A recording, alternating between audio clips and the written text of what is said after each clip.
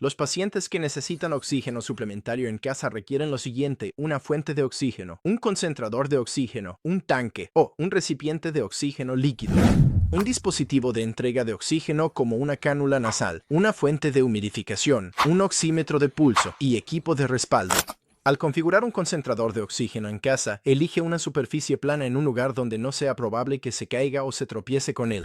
Ubique el concentrador cerca de una toma de corriente. Coloque el concentrador de manera que los puertos de entretenimiento no estén todos obstruidos. El oxígeno es muy seco y la humidificación es esencial. Siempre use agua estéril o destilada y humidificadores. Nunca use agua del grifo. Limpie la botella del humidificador a diario.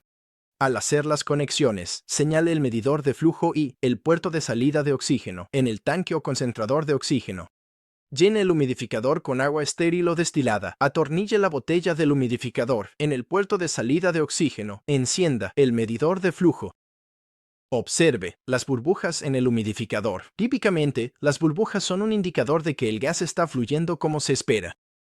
Conecta la cánula nasal, el tubo de la máscara o el tubo de extensión al puerto del humidificador.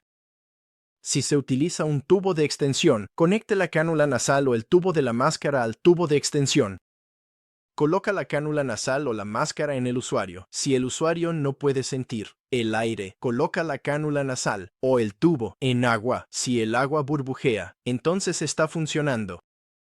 Si no burbujea, entonces quita la botella de agua, vuelve a colocar el tubo en el concentrador de oxígeno y prueba sumergir la cánula nasal en el agua.